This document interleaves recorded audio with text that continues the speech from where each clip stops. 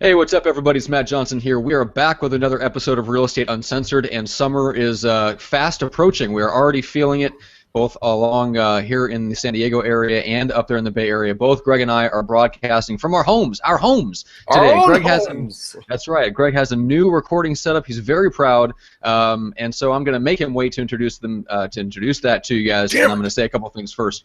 So yeah, I'm even controlling the camera view. It's awesome. I'm not even letting people see you right now. I'm not. The big reveal is not yet. So this if you are such a dick move, I know. hogging all the spotlight from yourself. So if you are watching this this replay on YouTube, it is not President's Day, and yes, you do have to work today. If you are listening to this on YouTube, make sure to subscribe. If you're listening on iTunes or Stitcher, make sure to subscribe there as well, so you get the audio version just nestled right here between your ears, which is the best place for both of us to be, unless you prefer to see us as well, and that's why we do it on video. Because I'm going to show you where Greg is broadcasting from. All right, and I'm about to reveal it. Share. That's right. The junior grandmaster himself, Greg McDaniel, broadcasting from his home. What is up today? What's up, baby? Oh, okay. So in the festiveness of the holiday of the wonderful weather, beer open during podcast. Cheers to you, my water drinking friend. I shall be consuming a Lagunitas Brown today on the show and giving a full beer report by the end of it. Instead of a book report, a beer report. Interesting. See, I had a lovely Starbucks Grande iced coffee. It's a nice vintage. Oh, yes. I've heard of those. 2016. So it's quality stuff. Matt, those should only be served in 10-ounce cups, okay? I know how powerful they are, okay? That's not on me. Not on you. Not You're like me. a mutant. You need caffeine injected mainstream just to keep you walking and functional. Mainline it. All right. So we're talking about how to not be a human pinata and stop cutting your commission. So this will be a fun one. This is an outgrowth of all the questions that I've noticed pop up on the Facebook group for lead gen description objections. And if you're not a member of that group already, go ahead and go over there and join that. It was started by a friend, Aaron Wittenstein. It's a phenomenal group. But there's been a lot of questions about that lately, and I wanted to give Greg a forum for just blasting away at some of these objections that you get when you're actually dealing with clients, and then I will deal with, from the marketing side, how to prevent those questions from ever coming up in the first place as much as you possibly can, to the extent that you have control over what you're putting out there into the world, and how to prevent those questions from coming up. So we'll attack the problem from two angles, but before that we're going to get to a special different question from the Facebook group, and we have our usual shout-outs, and we've got the McDaniel Challenge and all the good stuff to talk about today. So, by the way, Greg, how was your weekend? My weekend was awesome, dude. I didn't have to deal with that fucking dreaded holiday called Valentine's Day, which I wholeheartedly do not support, by the way. And I have a life membership in fuck you Valentine's Day. You screwed up last time. Stay away from me. And I have converted myself from roses and hearts and beautiful, wonderful things to horror movies and whiskey. That is what I have no resentment or hard feelings at all. Can you tell? No. This is horrible. All right, well, that leads into the McDaniel Challenge. Hashtag don't let Greg spend the night alone, because apparently he can't be trusted to be alone. No, bad things happen. I buy things on Amazon. So we'll be extending the McDaniel Challenge to weekends and holidays. And that Matt will be picking up the phone calls for. Oh, will I? Okay, that's not good. All right, so let me get to this question real quick, just to get the old juices flowing here. So Weekend, holidays. Okay, so Jesse, yeah, You're funny guy. All right, so Jesse Walters asked, what's the best Facebook post or ad that will get future sellers to sign up with their contact info? So specifically, what's the ad to generate seller leads on Facebook? So Greg, what's working for you guys in the Bay Area right now? It's like anything else, guys. I mean, what do people want when they buy and sell real estate? They want to get a transaction handled quickly, easily, without a lot of effort and problems. Sellers don't want to have to wait around and see if they can maybe get a buyer that's going to come through and buy their house, right? So what works incredibly well is if and when, since you guys are all signing up with equity, you're having more and more active buyers coming into your pool and into your pipeline with your buyer's permission. Everything is always with their permission, naturally, okay? And what it is that you're going to go in and you're going to say Bob and Sue, John and Becky, Matt and Julie, and then what they're looking for, price point, and the different cities, and do a big ad. Say, I have 3 buyers looking for 4 bedrooms, either 2-bath or 3-bath homes from either $750,000 to $1.5 million. in Danville, Alamo, and Walnut Creek. Please call me if you are thinking of selling your home and your home fits this description. Man, it is flies to honey, baby. And it is good stuff. There's no bullshit involved. Everyone's like, well, why don't you just say you have buyers? I'm like, because that's what everybody says. Everybody says that. You're not unique. And the thing is that and it happens every time I do this, someone always goes, oh, my house fits that description. Or do you really have a buyer, or is this just a fishing expedition? And I'm like, no. Matt and Julie and the 3 12-pound babies, they are fully ready to go. By the way, Matt, I got to tell you this story. I'm totally going to have a hard left on you this one. But wow, that was a major hard left. I know, but you're going to get a kick out of this. Okay. I was having one of my McDaniel nights and doing the coaching call. And I forget who it was I was talking to goes, so how is Julie? I'm like, what? What? They're like, Matt's wife and his 3 kids. I'm like, oh, no. Matt's not married. That's just something I made up to pick on him with. She's like, oh, good. Because I thought that was going to be one fat chick with 3 12-pound babies. I was just like, yeah, no, it's just me fucking with them. That's it. All right, that was well worth the hard left. Okay, now back to the Facebook ads. That was awesome. Back to the regularly tuned subject matter. Okay, or show. So where was I? Okay, so you want to run these ads. Put them in on Facebook. Maybe take out, I don't know, something on a print. If you want to do something in the newspaper, do something. If you did this in the newspaper in the real estate section, don't you think this would be, different? People would be like, I have buyers that want these types of homes, right? Well, that's much different than going, hey, I have a buyer, or hey, can I sell your home? That's what we found to really work well. So give that a run. It's unique. It's different. Also something very funny, kind of something like tongue in cheek. I'm going to say this, but I might as well try it. Why don't you go into the personals of the newspaper and say, lovely 4-bed, 3-bath, looking for a very solid relationship with a loving and caring family. Do something funny like that. I think that's called fishing in the wrong pond, Greg. I don't know how many people that are searching through the personals on the website or on Craigslist are ideal homeowners. Well, Craigslist, you're going to get perverts and pedophiles. So I don't know how much you want to do anything on Craigslist. Right. So my contribution to that would be definitely go try that. That's fantastic. The other option is the tried and true home value report. I mean, that's pretty standard and has been proven low these many years to still be effective. So if you need a fallback, that's it right there. If you don't have specific buyers that you can reference, or if you don't have an investor that's looking for a specific profile of home, I mean, there's a lot of ways that you can spin that. But if you don't have anything like that, home value, and just make sure that the picture actually represents the type of home that's in that area. And for the love of God, don't steal a photo, like pay for it on stock images, or take one. Oh God, yes. Yeah. By the way, Matt, with my new setup here, Beth Skinner, just in my background here, saw my fuzzy butt, and she's like, "Is that Bandito?" And I'm like, "Yeah, that is Bandito." So thank you for noticing, Beth. Very good eye of yours. That's right. Oh, that's funny. Matt, the cat hater. Yeah, I am totally. I'm sorry. There is no dispute about it.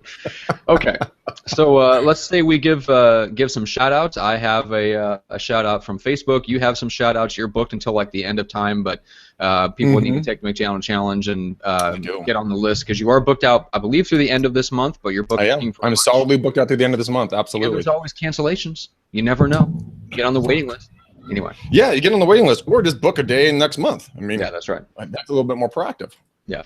Okay. There's not a lot of cancellations, to be honest. Well, that's good, and we'll make sure that you're not getting booked out too far in advance because that's where that stuff will happen. So yeah, just keep it informal, keep it tight, and not book you too far in advance. But anyway, I don't think me being formal is gonna be a problem, buddy. No, but I mean, like if you start getting booked out 5 or 6 weeks in advance, that's when you're going to get more cancellations, is people just forgetting and not realizing it's still on their schedule and stuff like that. So anyway, okay. Okay. So, shout-outs. Number 1, Patricia Smith, thank you so much. You had some very, very kind words.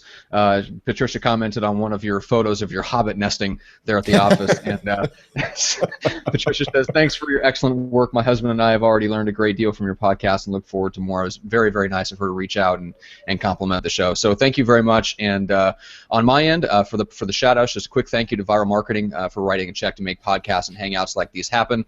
So we've got a couple of fellow viral clients that are going to be coming on the show here in the next couple of weeks, and we'll interview them about what they're doing that's working right now. So it'd be cool to get their perspective. But they do a phenomenal job of running Greg's real estate video blog there in the Bay Area, and they can do the same thing for you to help generate referrals and repeat business. We all know that. So check them out, getviral.com. And then Equity, online buyer lead generation. It's perfect for solo agents or small groups of solo agents, especially if you're under one brokerage. So even if it's not available in your area right now, it can be anywhere in the country if you can round up a few other people to go in on it with you. Super inexpensive. Hook you up with a lender that'll offset half the cost. So it generates a smaller number of higher quality buyer leads online. So that is something we can take anywhere in the country. It's already in the Bay Area. So if you're in Greg's area there, just get in contact with him. They can hook you up and get you on the program. And Greg, how do people do that? Oh, Matt, good question. I don't think anyone ever knows the answer to that because I never give up my private cell phone number, which, for all of you listening, is 925-915-1978. Again, 925-915-1978. My cell phone, personal. It's sitting right here. It's sitting right here, but no one's calling me on it, Matt. Nope, wait. Nope, still no calls. No calls. Okay, so we got to stop that up. So, guys, take the challenge. Book out with me. I am literally booked through the end of the month, so we're starting bookings for Tuesday the 1st. Guys, get on the phone, come hang out with me. I really am a fun guy, I promise. We'll handle any kind of options or objections you're having in regards to real estate. We'll come up with a customized, personalized business plan or marketing plan for you, highlighting your strengths, eliminating your weaknesses, and then also just having a hell of a good time, just chat and get to know each other. So, I mean, how can that lose? Yeah, I don't know. And who did you talk to last week, by the way? I talked to so many cool people, man. So last week was one of my favorites. I got to talk to Beth on Thursday. She and I chopped it up for a while. Then on Wednesday, I talked to Sherry. What am I doing, Shirley? Fuck. Sherry, and what an amazing woman. Angela, we're going to get her on the show after our conversations. And then, dude, Jamil totally stood me up, man. Felt like a high school dance. Just totally got stood up and left in the dance floor. Just didn't know where to go. Just sitting on the bleachers, wishing you could be out there with the cool kids. Yeah, I totally was. I was watching. They have a good time too. All right. I just up in the bleachers, drowning my sorrows in a beer. All right, Jamil, come on, man. I really do like this whole I like this whole like weekend feel because it's a holiday and having a beer while I work. I mean, life does not get much better than this. Oh, Neely, Beth, guys, it's 80 degrees here. I'm in my shorts, and you guys are freezing? I'm sorry. Oh, that's terrible. That's terrible. Yeah. Resist the urge to be a douche, Greg. Resist the urge. Fight it. It's so strong, though. I know. It's a strong urge. Okay. So what do you say we get into the content about how to not be a human pinata? Yeah, and let's rock and roll. Stop cutting your commission. So let me go through a few of these questions, and maybe we'll tackle a few of these, and then we can.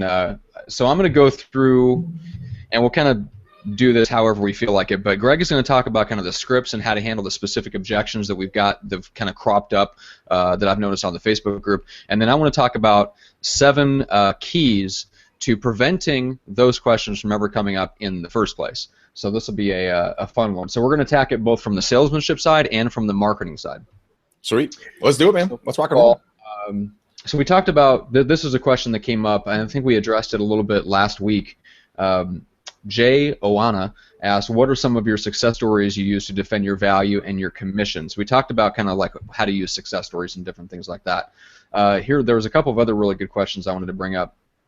So Christopher Mincola asks, so you finish your listing presentation, you go in for the close for signatures, they see that you're a professional, that you're offering services that others don't, giving them every reasonable objection why listing you with you at the higher percentage makes sense, but their main thing is getting a lower commission, and you want to get the listing because you know you're going to sell it, and every listing could result in one more listing and buyers. So how do you backtrack? And after all that, after you just got done explaining how you're worth more, how do you backtrack? We'll talk about that. And then Teresa Keeler asks, well, it's not backtracking though. I mean, I can answer that right now, but do you want to get Teresa in? Well, what do you mean it's not backtracking? Because I have my own thoughts on that. What's your opinion? Well, naturally, you do. Of course. But so what I do, and in our team, we have the ability to do this. Sometimes some brokers, some agents don't have this latitude. But what I do with our I swear to God, if any of our buyers or sellers ever hear this, I'll be pissed. well, actually sellers, because what I do is I say, you know what, Matt, Julie, you're 3 12-pound babies. I want to say we're going to do this for 5%. And you're saying, Greg, that's amazing. Thanks so much. You know, you're a godsend. You know, I don't know what the world would be without you. And I say, I agree. Thank you for your opinions. I would. Okay. But I would say, you know, but all of a sudden, you know, Julie needs a new pair of shoes, and she's like, this mother effer is going to take another 5%. Well, Steve down the street here is going to do it for 4. So this is my response. I say, Matt, Julie, you ungrateful. I'm worth 6, but I'm doing it for 5. No, what I would do is I say, look, Matt, Julie, seriously, our commission is 5%. But if the McDaniel Callahan team, our team, not Rockcliffe, not our brokerage, our team represents the buyer, we'll do it for 4. Because it's like a gamble. It's like winning the lottery. They have a chance. You know, I'm gonna have a $1.5 billion in a lotto, and I'm gonna be the lucky one to get that winning ticket. Mm-hmm. No, Willy Wonka, you're not gonna be the one with the golden ticket going to the big game. But they think they are. And that's fine. And you know what? Gosh, damn it, dude. Keep knocking this thing around. But yeah, but the fact of the matter is, if I do represent the seller, dude, I go from making 2.5% to making 4%. I'm making more money hands down no matter what. I'd actually prefer to represent the both sides and get that 4%, and they would get a percentage off of their commission, still getting a professional real estate team representing them. Okay. That's what I would do. And it's very effective. It's not bad. Okay. I see what you mean by that's not backtracking. You're giving them an alternative, but it's really not real. That's not going to happen realistically most of the time anyway. You know that, but they're at least giving them the option that, hey, if this happens, it's going to cut your commission. So, okay. All right, I like that. And I've never lost, or I've never had any pushback on it, ever. Really? Okay. Yeah, I love it. All right, so here's another one. So Teresa Keeler asks, she's quoting the seller, well, I want you to list my house, but just list it. Put it on about 20 or so websites. Don't worry, I negotiate all my own deals, and I want to pay you $1,000 up front, and for you to give the buyer's agent 3%. What?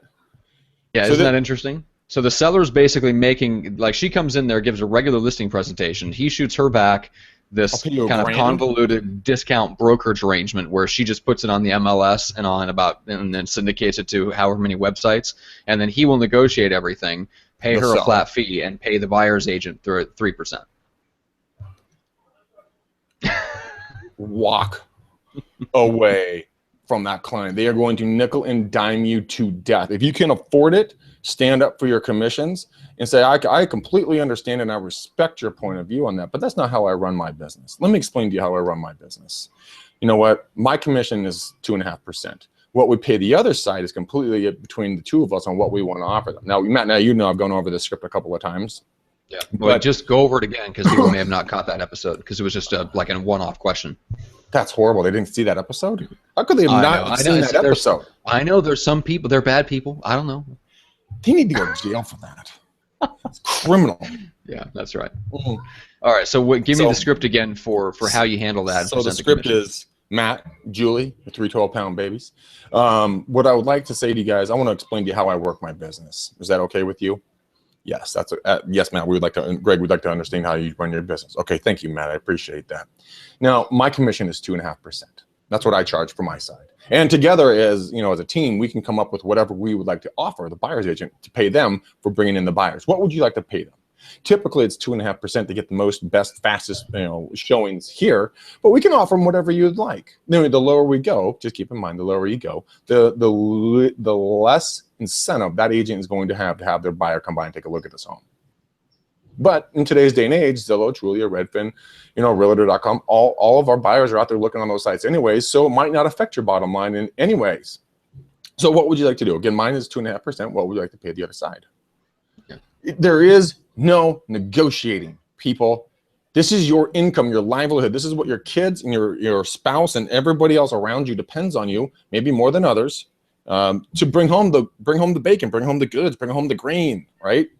So if you can't defend your own commission up front and be convincing and show that seller you have so much value that you should be paid 5% and pay the other side whatever because of how much value you're going to bring, then you don't deserve the listing because you're going to do a shit job for that seller and you're not going to protect their interests. So Think about it like that. This is your commission. This is you. You are the captain of this ship. You are the king. You are the queen. You run this deal. Now act like it. Protect yourself. Then go after and offer out something that's fair to the other side to get the most showings. But that's Matt, see, that's the big thing about this.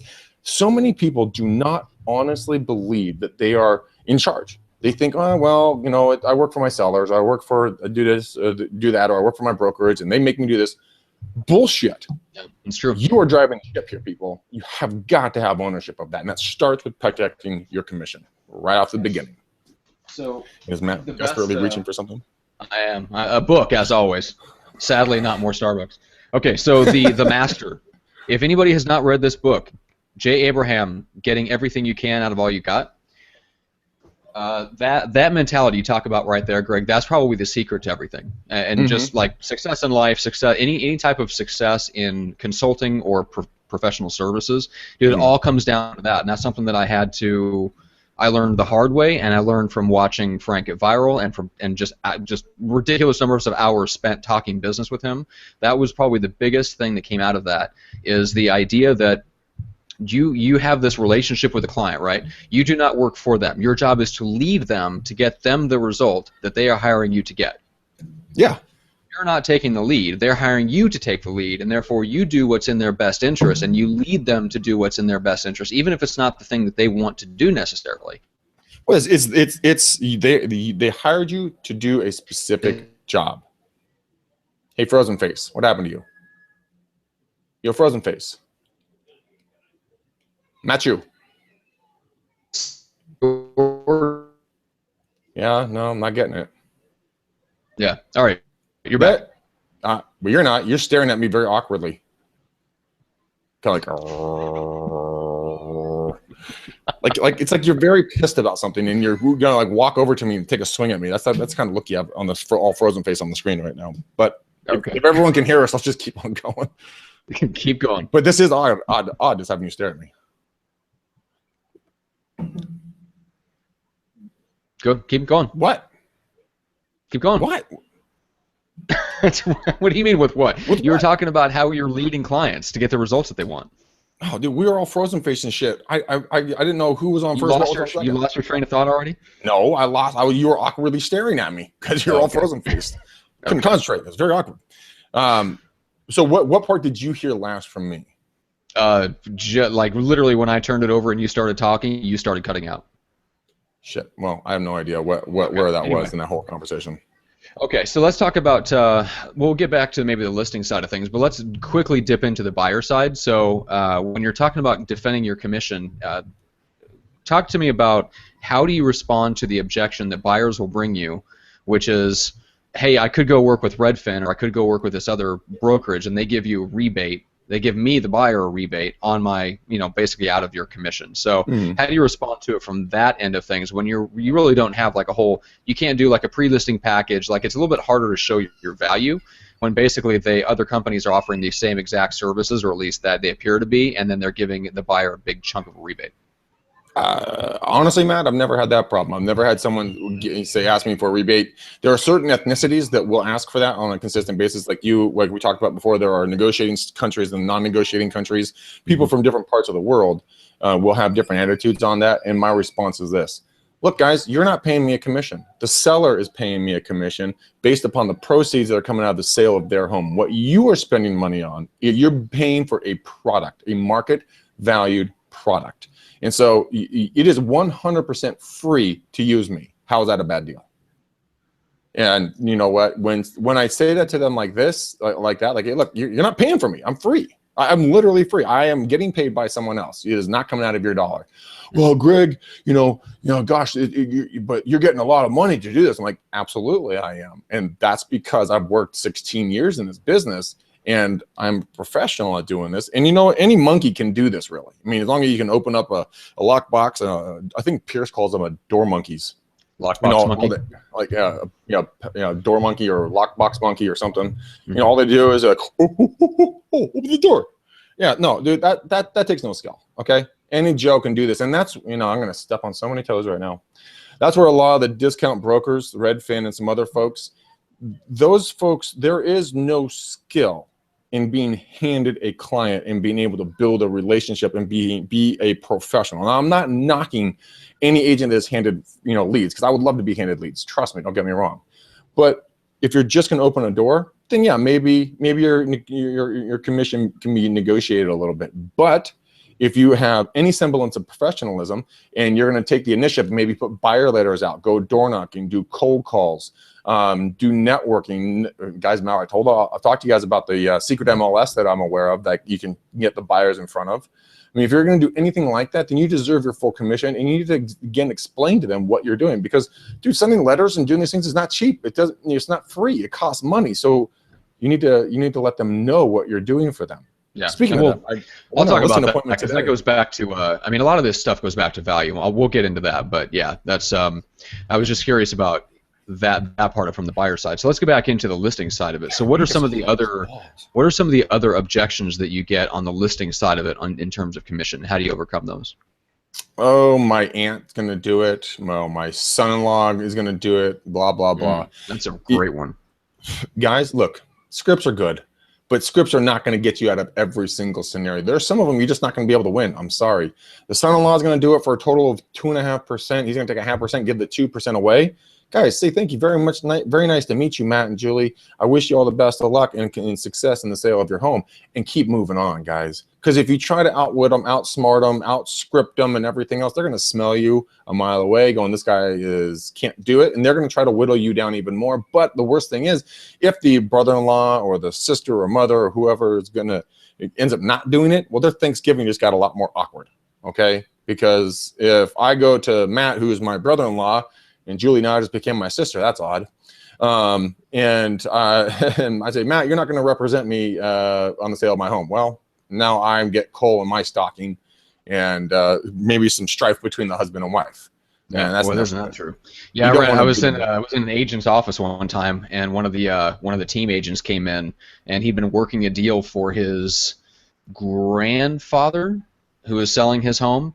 And at the last minute, the grandfather decided that this guy's uncle, who was also in the business, needed to get a cut, a piece, little taste. Oh, naturally. And so so the agent that was in the office had been doing all the work, even to the point of like actually going out there and helping get the home cleaned up and ready for market. And the other agent just gets to swoop in and just take half the commission. Well, dude, that's well. I mean, that happened to me a couple of years ago. I did all this work for this lady. I mean, I'd done everything. I mean, from soup to nuts. Met the grandma, met the family, met the whole, the whole gig, and then this bitch ass of an agent who does nothing but new properties swoops in like a fucking whining little girl and goes crying to his mommy. Goes, mommy, I think I deserve a commission on this because they're relatives. And the client that I've been working for like 4 months just gave it up. Just gave it all away to the other agent, and she's, I'm so sorry, but we're gonna have to go with the family, blah, blah, blah. I'm just like, you know what? It's just, that's not how you treat people. That's not polite. That's not correct. But there was no recourse. You cannot fight that. So you need to understand when to cut your losses, guys, and keep moving. Because if you spend time with a dead horse that's not gonna get you anywhere, it's a dead horse. Pass it by. Keep moving. Go on to greener pastures where you're actually going to find clients that want to work with you. There's a lot of wonderful people out there that want to work with you. Yeah. Don't always be stay with the manipulators and the folks that don't want your best interest. Yeah, very true. Yeah, so let's get into the marketing side of it a little bit, and we'll talk through this together. So I've got 7 keys here that we can talk about. 7 ways to prevent these questions from ever coming up and anybody asking you to cut your commission. Okay. And this applies to not just to real estate, but just to any kind of professional service. Anytime you're dealing with a professional service where you're charging for your time and for a result that you can deliver. So these are kind of universal principles, and I've seen how they apply to real estate. I've used them myself in real estate. I've used them outside of real estate. They work for you, Greg, to the extent we'll kind of break it down, and we'll show kind of how you use these things and how other top agents have used these principles. So here we go. So the way that I see it is all this stuff comes down to value, right? So when somebody's asking you if you're willing to do this job for less, it's because there's something wrong with the way that you've presented your value, and they're seeing you as on par with whoever else they're comparing you to, right? That is a symptom of the fact that you have not done your job in how you have presented yourself or how they've come in contact with you, and they're looking at you as a commodity. They're looking at you as Realtor A, Realtor B, and Realtor C all do the exact same thing. How can I get one of them to the lowest possible commission price, and then I'm just going to go with them because they're all doing the same thing. Yeah. So if you've already lost the battle, right? If they believe that you are the same as Realtor A and Realtor B, you've already lost, and now you have to backtrack and kind of explain your value. But so really what we're talking about when we talk about like ways to use marketing to avoid having to cut your commission, it's really about value. So it's about how do you raise your value and how do you separate yourself from the other agents, right? So Greg, you kind of have, like, run us through real quick, what's your pitch? If someone said, you know, hey, what makes you different? What's different about the McDaniel Callahan team? What do you tell them? What's your pitch? See, Matt, it's a great question. We get asked this a lot, and I really want to thank you for that. You know, a lot of folks like that don't ask such intuitive questions like you just did. So what I do is I immediately compliment them and their intelligence, even though whatever, it's an average question. Right. But you know, they don't know that. But you know, Matt, thank you so much. Great question, phenomenal question. So let me explain to you how we work a little bit. We're a 7-person team. We actually just brought on another gentleman named Jordan. So we're an 8-person team now. We're expanding our territories. We have our fingers in a lot of different social markets. And we have an opportunity to find the potential buyer for your home much faster than a single agent or maybe a husband and wife team. Because if it's a single agent or a husband and wife, their social circles are probably going to run together most of the time. You know, with us, we have a variety pack of people here, so we're all in different groups that the other ones aren't in. Also, we've been doing this for a collective of like almost 85 to 90 years. So we have the ability to think outside the box and be able to go find folks. Like, did you know that there's a secret MLS that not many people are aware of that I can go tap into and talk to buyers and sellers? Did the other agents explain that at all to you? No, they did not, Greg. Well, how dare I know, that's my point. That's just one of the many areas we're going to be able to pull from to help you get the highest and best price for your home. Now, as we go down this together as a team, I'd like to, you know, kind of get your understanding of how would you like us to communicate with you as we go through the transaction. So what I've done right there, I told them what I'm doing, brought them into the fold as us, we team. Then I started talking about, like, I'm not even breaking stride. So as we go through the transaction, how would you and Julie like for us to communicate with you? I'm not breaking stride. I'm not going, well, if we had the chance, I'd really enjoy the opportunity to work with you. I really hope this could be a fruitful relationship for both of us, Matt. Fuck off, Greg. You're just like a tool like the rest of them. Right. You know. But if you just own, it's all about, you know, owning your space, coming in and you know, pitch anything. Oren, what's his last name?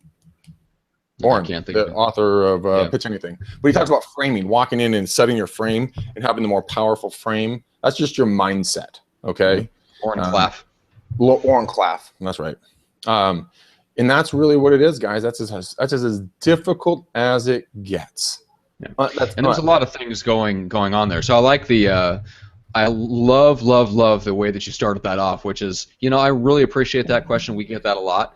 Right away, it tells them that you talk to a lot of people and potential clients, and then future, you know what I'm saying, like that you work with a lot of people. And it's such a nonchalant, it's like a throwaway line, but it's the kind of throwaway line that only a successful person would use. Yeah, because it's just oh man, that's a great question. We get that a lot. Yeah, exactly. So this is, I emphasize a lot. You know, like there's other people just like you asking moronic questions, and I'm going to shoot you down now. Prepare. Okay. All right. So let's get back into this, and we'll go through the 7 keys, and then maybe we'll dig into a couple in detail. So number 1 is the key to raising your value is always to go in by referral. So we all know kind of instinctively and through proof that if you can go in by referral, it cuts out a lot of those questions automatically because you go in with a higher level of trust and credibility depending on how you were introduced and obviously who's doing the introduction, right? So we're assuming in this case a referral is from like a trusted source. Now if it's just a random business connection, it's basically just a, hey, email this guy. You know, that's one thing. But if it's a true referral, the better the referral, the more the trust, the credibility you have going in, the less of an issue you're going to have with your fees. Under any circumstance, any professional fee, you know, can tell you that. Absolutely. So, yeah, referrals are huge. Yeah. I actually got a referral. I actually got a referral the other day from a Wells Fargo lender that we're starting a business relationship with. The funny thing is, man, like even if your referral source is strong, if the negative influences from outside that referral, so friends, family, whoever else, this girl, almost gal, not girl, this gal, she's 30 years old. You know, she almost didn't want to buy a property because of all the negative influence she's been hearing. And she was so thankful when I got off the phone, and so glad that I was referred by this other individual. She was like, man, you know what? He was right. You really are, you know, the guy I need to be working with. So you have to be very careful when you work with your referrals to compliment them and always build them up, so that they look good. Oh, yeah. That's as a side note. That's what I want to throw in there real quick about referrals. Yeah, that's a good point. All right, so number 2 is to have an ideal client. And that goes to, Greg, what you talked about as far as you have a team, you work a certain way. Yes, you will make adjustments in terms of how you communicate with them, but for the most part, you guys know who you're looking for. You know what markets that you know, the neighborhoods that you want to work in. If there's somebody that's outside that neighborhood, if there's somebody that's outside the price ranges you want to work in, you flat won't work with them for the most part. And even whatever standard is for you.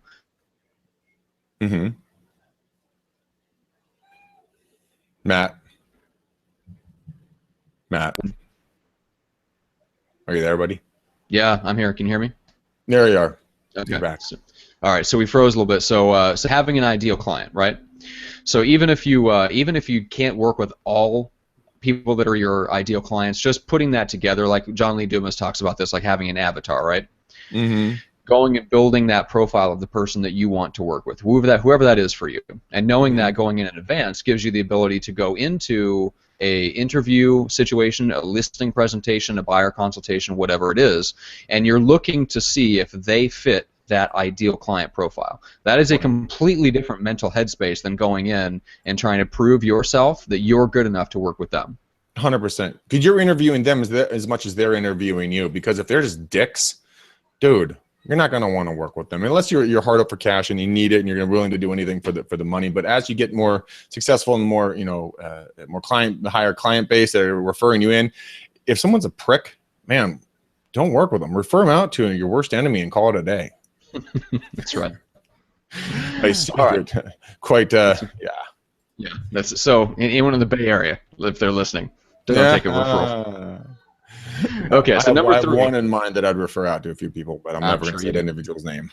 Okay, number 3. Matt Johnson. That's right. All right, number 3 is so after if you can't go in by referral, at least have an ideal client profile. Number 3, you want to have a platform. So Greg has a couple of platforms, and I'll get into kind of different applications of this, but basically a platform is very simple. It's a publication that you put out into the world on a consistent basis that demonstrates your value, the value of your services, right? So Greg, you have your East Bay Real Estate video blog. So you have videos that are shot that are then turned into articles. It all goes onto a blog, right? So you're talking about the market, you're talking about real estate trends, you're talking about specific topics for buyers and sellers, and then you're talking about local community interest stuff. So it's all kinds of stuff, but basically it shows you know the market, you know real estate, you know the local area and the people and the movers and shakers. So it serves all those purposes. Now you're also on radio, okay? So you can go like this. This can scale very, very, very low level. I mean, Facebook could be your platform. The posts that you put out about your business and about your personal life. Facebook can be a platform. YouTube could be a platform. Periscope and Meerkat can be a platform. Whatever the medium that you use, it can get insanely complex, and you can get into media appearances and having your own radio show, for example. I mean, that's what some of the top agents do.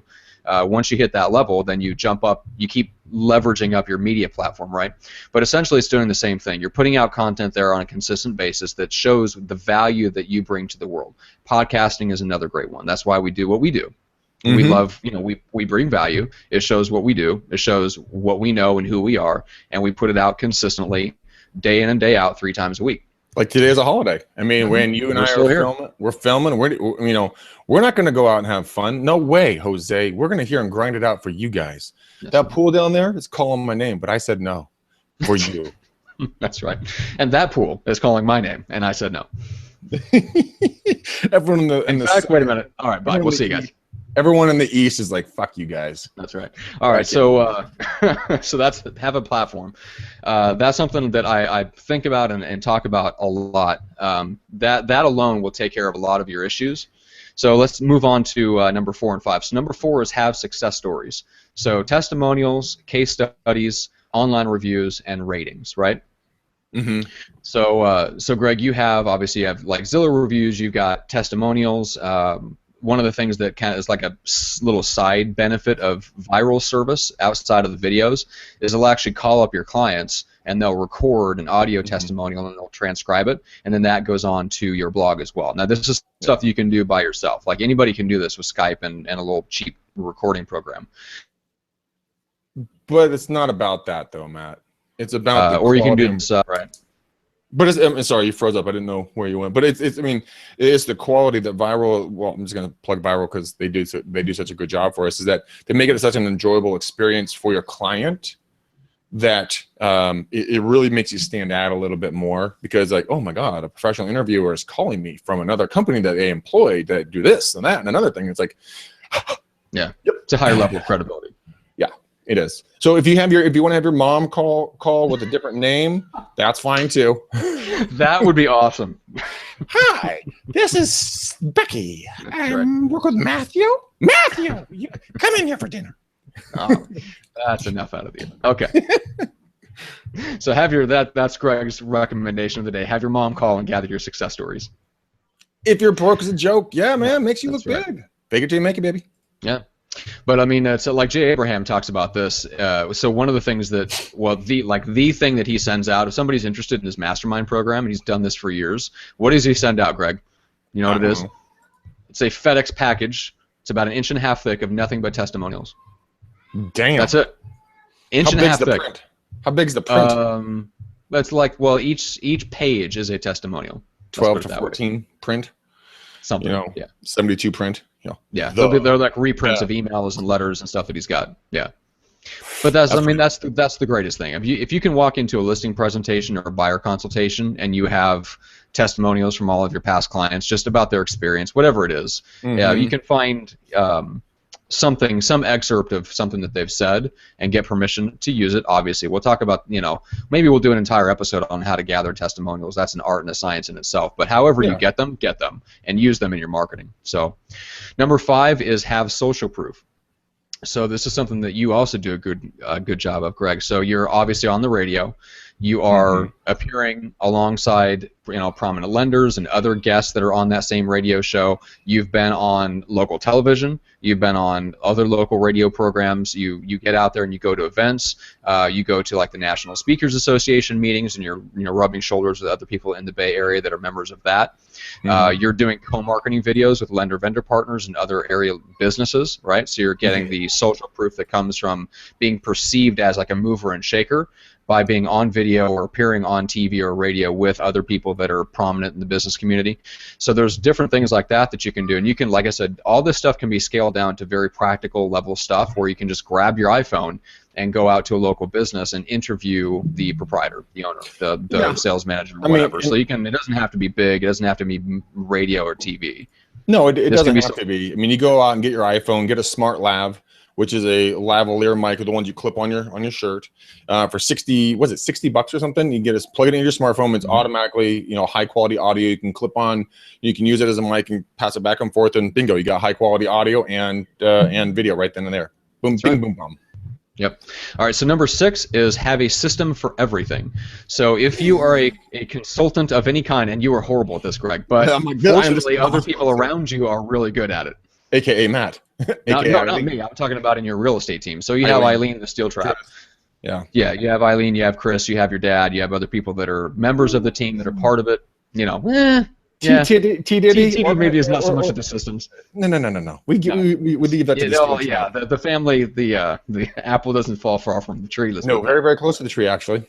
Very, very close to the tree. I believe it. Yeah, so have a system for everything. Now here's why. Okay, so it's not just me being neurotic, right?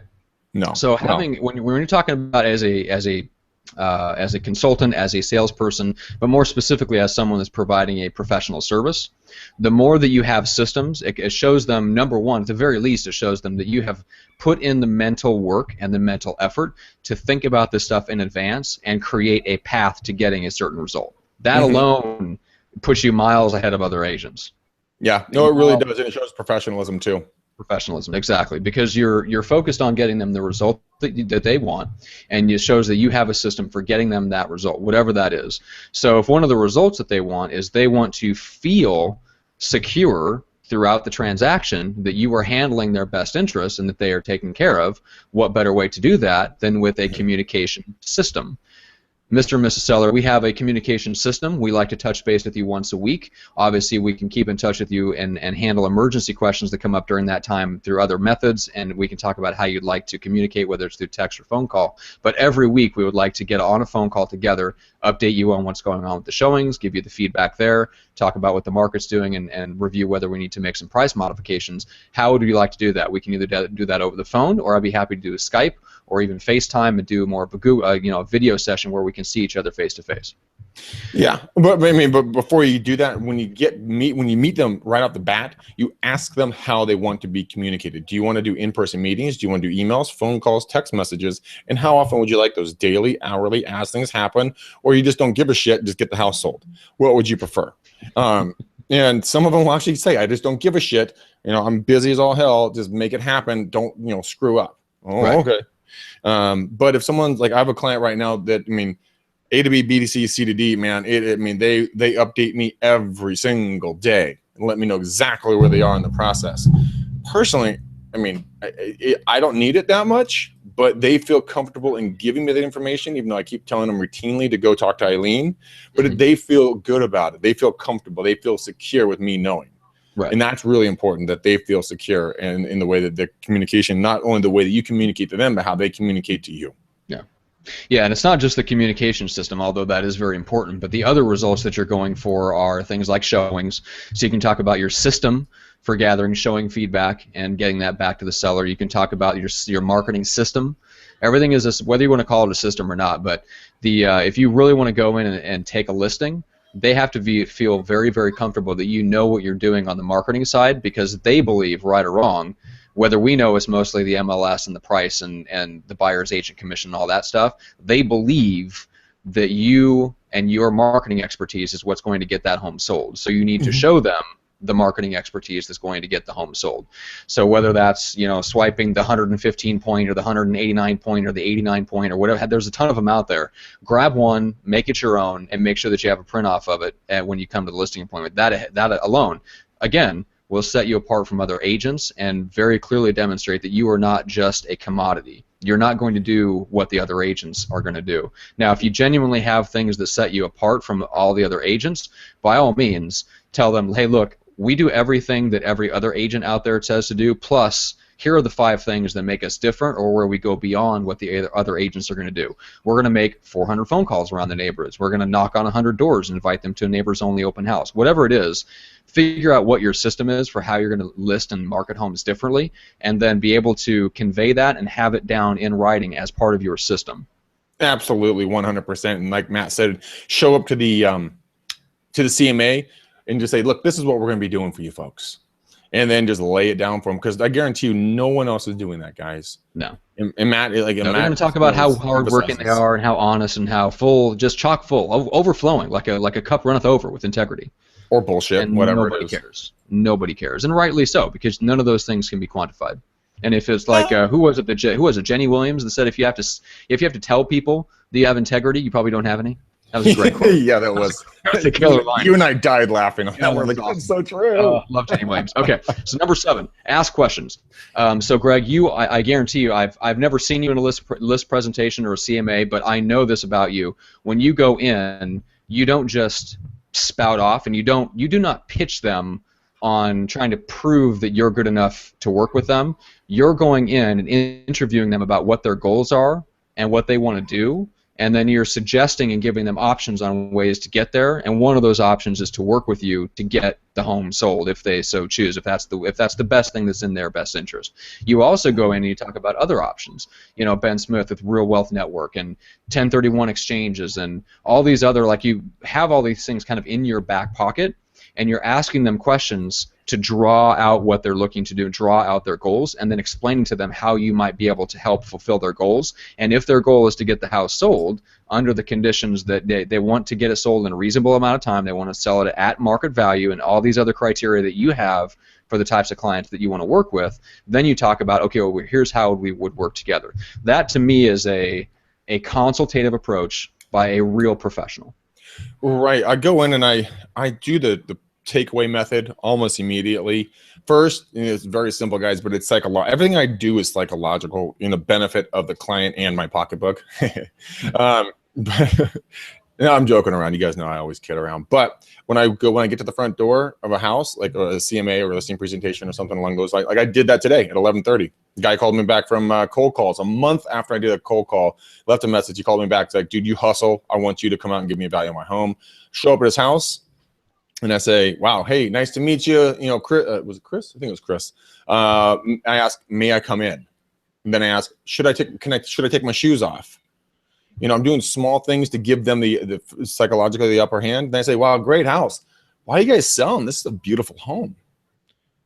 And I try to just nail it down as fast as possible what their true reason is. If they're just fishing, I'll understand that right away. But if there's a want, need, or desire that I can then hone in on and speak to throughout the listing presentation to protect my commission and, you know, start working with them immediately, start showing them value. Like I know that Chris and his wife, I forget, horrible listing agent. I forget the people's names. The only meeting I have today, and I forget their name. You know what? I found out two things. One, he is sick and flipping tired of taking care of this yard. I mean, this house is epic. This backyard, dude, is ridiculously beautiful.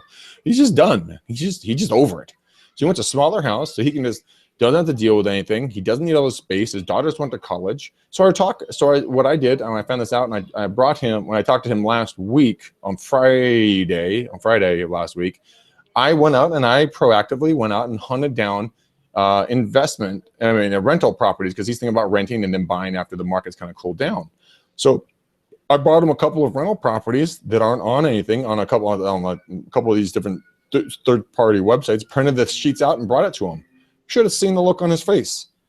He's like, Greg, you brought me rental properties? I'm like, absolutely, Chris. We were talking about that fact. And I know that you have 2 collectible cars in the garage, and you were talking about maybe needing a third car garage, just to put another vehicle in there. He's like, wow, you remembered all that? I'm like, absolutely. Here you go. So I stood out right off the bat, and it was super simple, guys. Guess what I did? I hit print. And I searched 3-car garages on these different sites and pulled these properties up and brought them over to them. Yeah. That's defining value. Yeah, but doing what's in the best interest of the client. Yeah, and not what's in the best interest of your time necessarily. Absolutely, I could not agree more. I like it. All right, so that's ask questions. So we'll run through these real quick, and then I've got one thing I wanted to point out before we wrap up. So number 1, go in by referral. Number 2, have an ideal client profile. Number 3 is have a platform, which is a publication that you put out on a consistent basis that demonstrates your value. Have success stories, social proof, and a system for everything. That's 4, 5, and 6. And then number 7 is ask questions. So I'm sure you've heard this before. He who asks the questions controls the conversation. That's one of the best ways to stay in control and just present yourself as a professional, is to not go in and make statements, is to ask questions, thoughtful ones. Thoughtful, insightful questions that reveal that you actually know what the F you are talking about. That will, more than anything else, I read something great today. Again, I cannot recommend him enough. Check out Jason Leister at theincomparableexpert.com. His daily client letter was all about client attraction, and he made the comment, it was, and of course it's escaping me right this very second. Naturally. It's okay, buddy. Just don't think too hard. We don't want to hurt you. I know. It was... and then... there we go. I've got it. Okay. So when you try to explain too much about what you do, so he talks about the fact that what the client wants and why they're bringing in a professional to help them get the result is they're visualizing the end goal. They're visualizing the success. The more sometimes that you go in there and get into the nitty-gritty of how you do what you do, it makes it seem like there's even more obstacles between where they're at and where they want to go. Sometimes the best way to sell someone on working with you is just to focus on, yeah, I'll take care of that, but let's talk about where you want to go, and talk to them at a higher level more about what their success is going to look like and get them excited and keep them enthusiastic about what they're going to get out of working with you, not all the nitty-gritty detail of what you're going to do for them. Now, there's other ways, like throughout the transaction, absolutely make sure that you're conveying your value, make sure that they know all the work that you're going through, and that's a separate issue. But when you're talking about meeting with someone for the first time, you want them to be enthusiastic about that end goal, and that's a definite shift. For anybody that's very process-oriented or very systems-oriented, we want to get into the weeds. We want to talk about the nitty-gritty. That's not always the best thing for the client. No, it's not. They don't really need. Do you really need to know, you know, how that watch works or how that every step of that surgery is going to take place?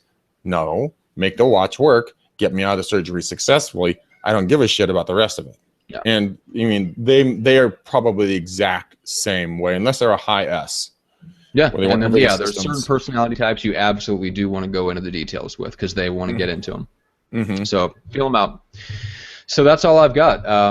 So we talked about those 7 things. We talked about some of the salesmanship and the actual nuts and bolts of how to respond to the objections. So if there's any objections, especially on certain specific questions you've gotten on cutting your commission, we'd love to hear them.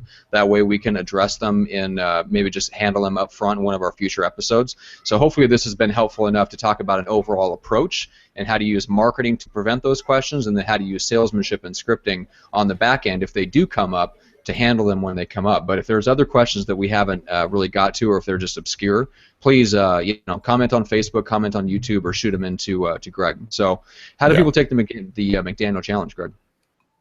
With style and class, Matt. That's how you take the McDaniel challenge. Style and class. You guys are gonna call me, please. And I've been vigilantly watching my phone here. See this screen? See this screen? Is this still blank? Black. Do you know what happens? Do you know why this is still black, Matt?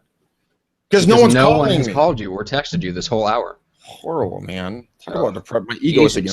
Agents, man, taking the day off. I know. God, an agent takes a day off. Say it's not true. So, guys, call me, text me. 925, 915, 1978. If you were literally sitting on that fence, kind of playing double dutch, one year's going to jump in and actually have a good time and talk to me. Take the plunge. Do it. Don't second guess yourself, guys. Make it happen. Make the call. Make the text. And if you're in a workout, on a run, you know, in the shower, which actually we've had people do listen to us in the shower. Eric Carey, just calling you out, player. I did not know that. Yeah, his wife is like, "Why do you always carry around the iPad?" He's like, "Woman, I'm listening to my boys." Eric's a great guy, dude. Hey, much love for you, brother. Keep getting better, man. After that heart attack, keep rest, eat well. You know, we want you with us. That's right. But if you're doing something else that you do not have a pen, go to McDanielChallenge.com and book a time on that site. But Matt, before we go, I am not going to.